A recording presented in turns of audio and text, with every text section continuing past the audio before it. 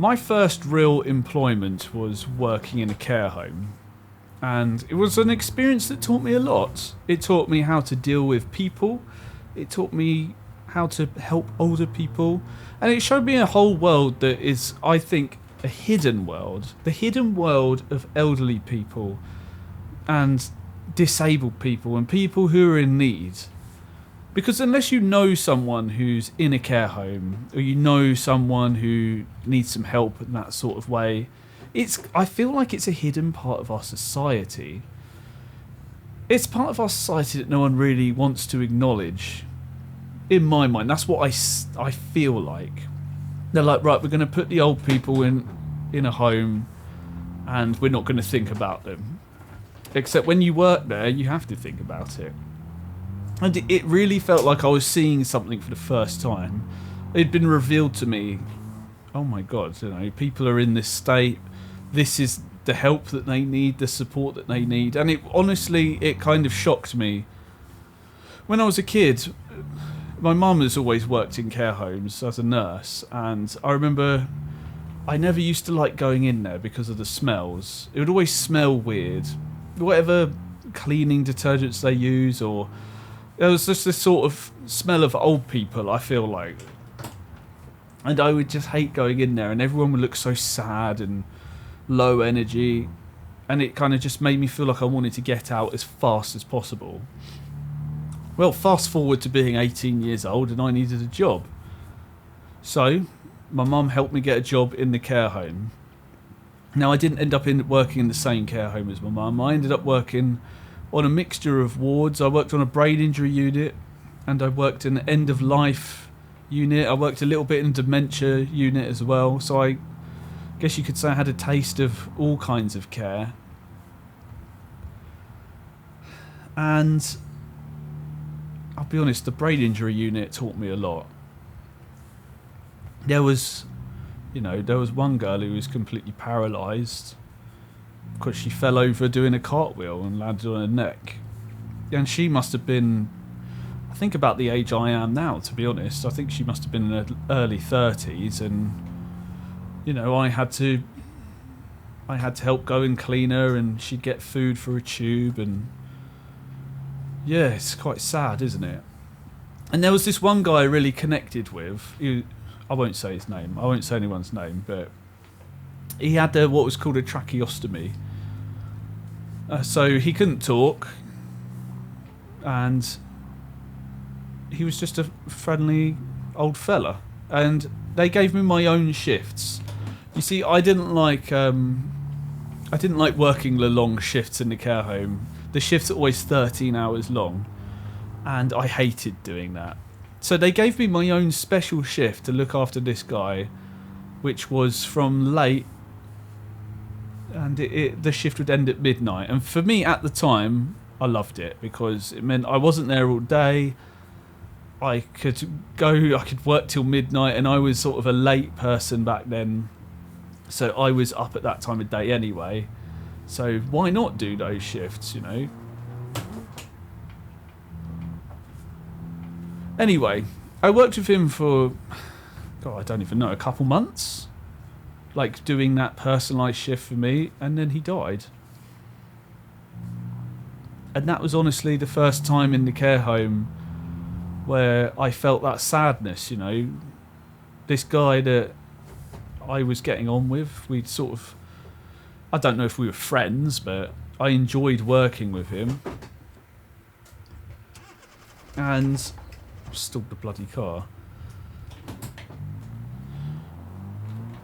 It just kind of shook me. And then the thing is, in the brain injury unit, it's less common for people. I mean, I saw a couple people pass. I didn't see them pass, but they would pass during my time while I was there. There was this one guy who just would never leave the bed. He would never leave the bed, and he ended up passing.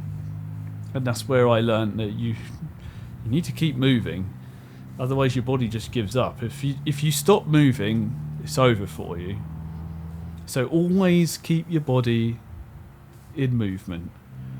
I don't mean literally move all the time, but always, keep active. Otherwise, your body's just going to wither away, because I've seen it happen.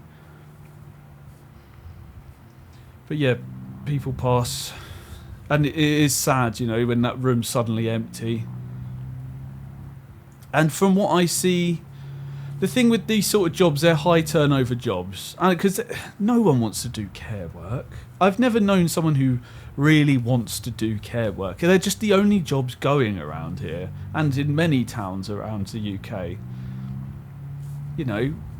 When you go on the jobs board, it's always like, we need bloody care assistants, because people do it and they quit because it's so demanding.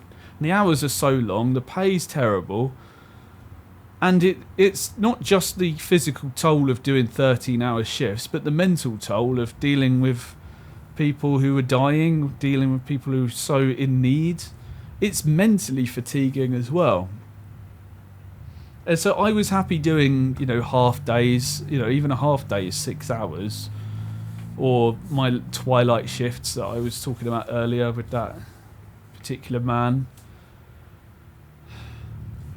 But it taught me that this isn't what I want to be doing. I don't want to be working in care. So I need a different plan. But it also helped me... Oh, what is going on here? We've hit a traffic jam. Sorry, I've just got to turn this car around.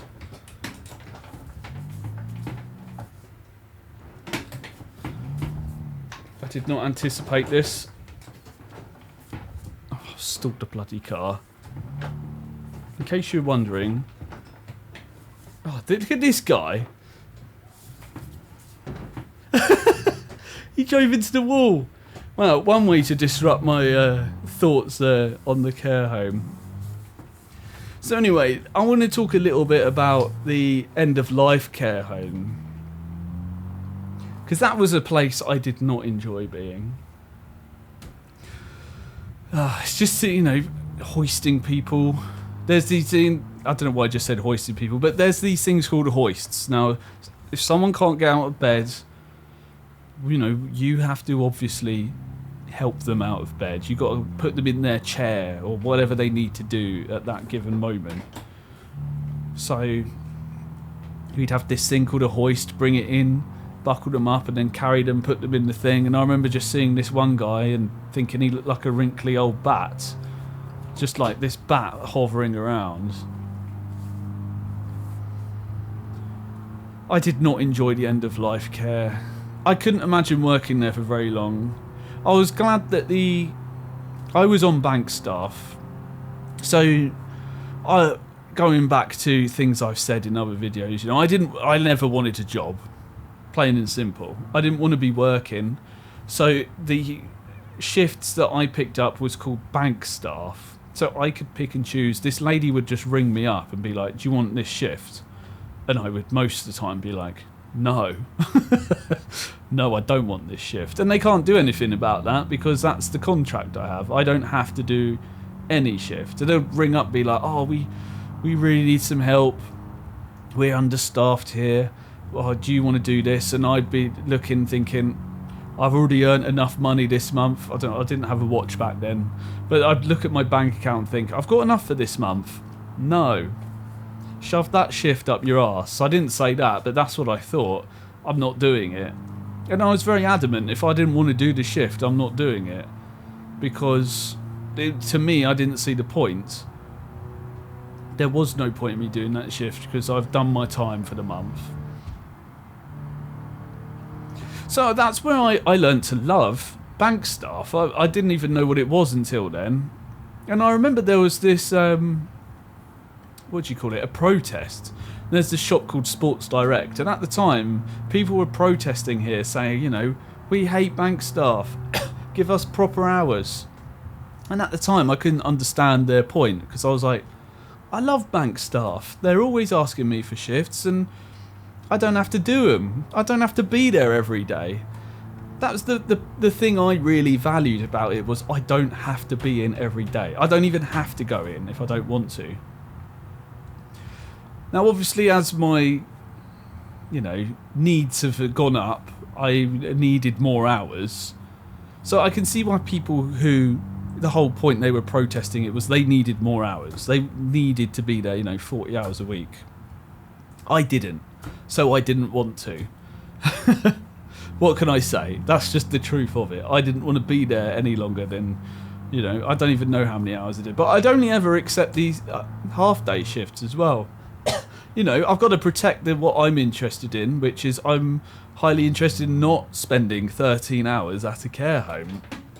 I've got to say. So, no, I'm not doing a 13-hour shift. And occasionally I cave in. Occasionally I'd be like, okay, I will do the 13-hour shift. Because they ask me so often. They got me.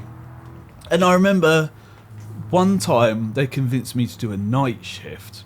Oh my God, I never did a night shift again after that. I remember, because I'm not very good at staying up all night. I was a late person, but I didn't stay up all night. I still went to sleep. And it got to about, I think, 4 a.m. and my body, for whatever reason, started not shutting down, but working against me. Suddenly I came over in a cold sweat.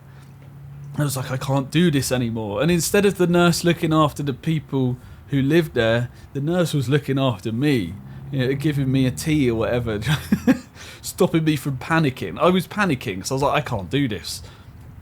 And I tell you, I've just remembered how bad I felt. Anytime I accepted a 13-hour shift, it was torture. But like I said, I was a late sleeper. So having to come in at what was it, 7:30? Obviously I've got to be up before 7:30 to get there. I had no sleep. And I remember on certain days, I don't think I ever did a 13-hour shift with sleep. And I'd walk in, sit in the staff room, and feel like I'm about to have a panic attack and that I was going to die because I felt so underslept. Yeah, thinking back to those times, that was really rough. And that's why I was such a strong advocate for myself of saying, no, I'm coming in at 12. Because I think it might have been 2 till 8. Yeah, that was the part-time shift, 2 till 8. Because I need to sleep in. I've got to get my sleep. I don't even know. They probably still do that sort of thing now. But my God, I must have done some long-term damage to myself doing those 13-hour shifts.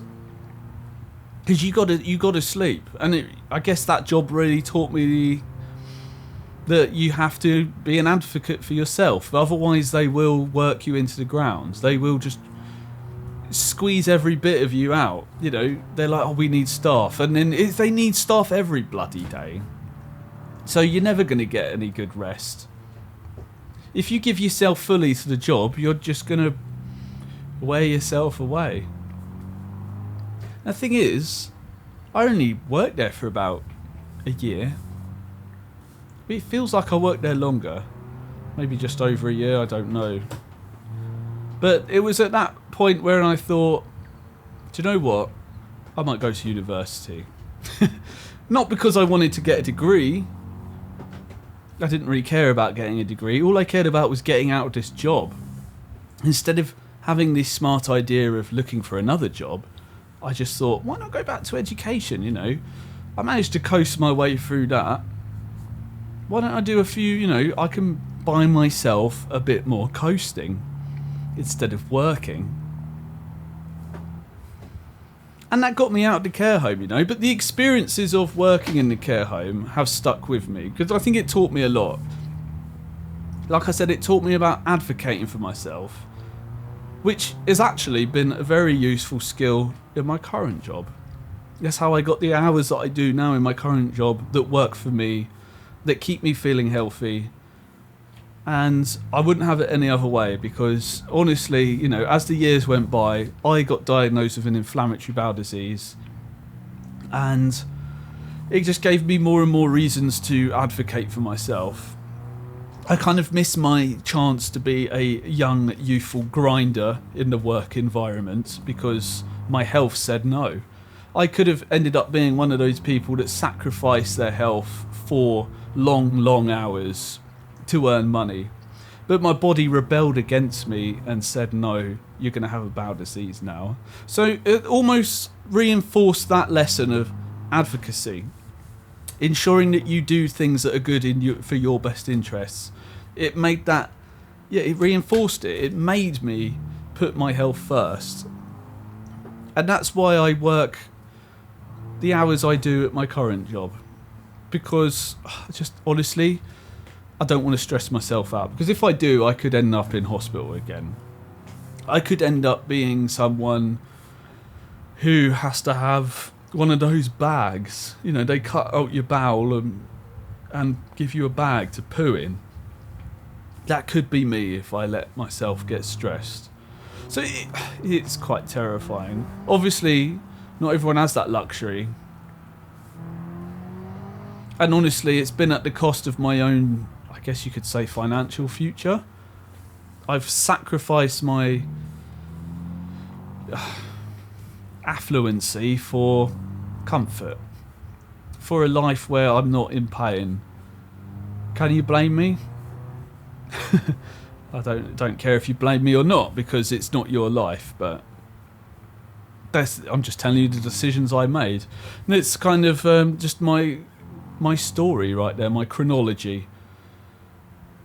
And care home work has taught me a lot. I mean, I've always worked sort of, I guess you could say, public sector jobs. I mean, I worked at a school, I work at a college now, I've worked in a variety of care homes. And it's with the amount of care homes I worked in such a short span of time. What's strange is I've seen that in education the turnover rate is quite high with the staff rate as well. I mean, the job I've been working at for just over 2 years now, and the amount of people I've seen come and go and quit is quite shocking, actually. I thought that education would retain people more, but again, it's one of those jobs that it just doesn't pay very well. But you get lots of time off, so it is good. And if you have kids, I'm not trying to sell you guys on work in education, but then you get the half terms off, the holidays off. So unless you're a teacher, it seems like everyone who's a teacher tells me it's shit. They say, Jake, this is what one person actually said to me. She said, Jake, never become a teacher. It's not worth it. So there's too much paperwork, you get less time off. They still get some time off during the holidays like everyone else does, but they have to come in, do these stupid teacher training days, do lots of paperwork. And the amount of paperwork I see the teachers I work with do, it does seem very unnecessary. So, lots of lessons to be learned. And I think your first job, honestly, I wouldn't have it any other way, because I know in the grand scheme of things, I didn't work there for very long, and I didn't really like it. But it taught me a lot, and there were, times where I did enjoy the job. There were positives, I must say.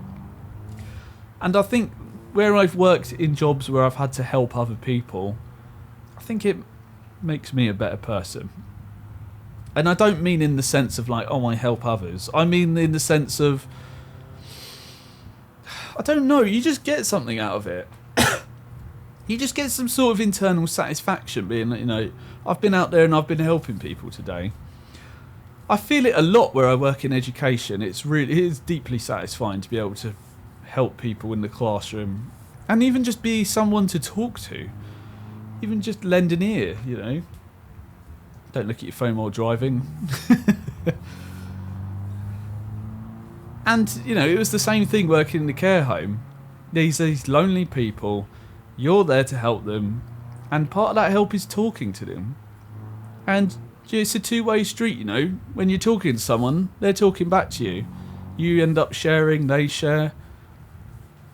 In the care home, they might try and teach me something. I might teach them something. And what it was, really, when I was working in the care home, it was kind of like I was a young guy back then, and there wasn't many guys working in the care home, and I was I was bringing some energy, bringing some of that positive energy. And I find I get that back working in education now. I mean, if I ask the students, I say, be truthful with me. when are you old? And they say 30. I'm like, well, I'm old then.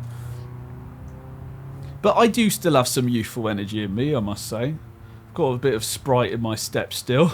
And I like to, and I bring, I like to try and bring a few smiles to the students where I can, and they return the energy back to me. So overall, I would say the job that I work now is very good for me and my soul. It's very good. Yeah, that's all I can say. It's very beneficial to me. And for those of you who aren't in a job or work in a job that you hate, there are other jobs out there. And I know, if you did the job I did, you'd say, why, I can't afford to do anything now. The pay does suck for these sort of jobs.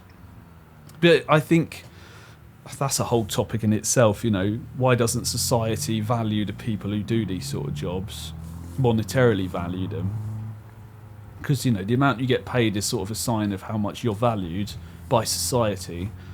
But you almost get paid in, I don't know, soul points. You get paid in, yeah, that's the best way of putting it, really, right now, is soul points. You get paid in, I don't know, you just feel like it adds a bit more flavour to your life. And I feel good at the end of the day. Yes, it's got its negatives, but there's a lot of positives. As with anything in life, there's positives and negatives. So anyway, if you want to hear more from me, I'm going to pop a video up here right now. Thank you so much to my Patreons. If you'd like to be a member, there's a link in the description. And I'll see you guys in the very next video. Thanks for listening.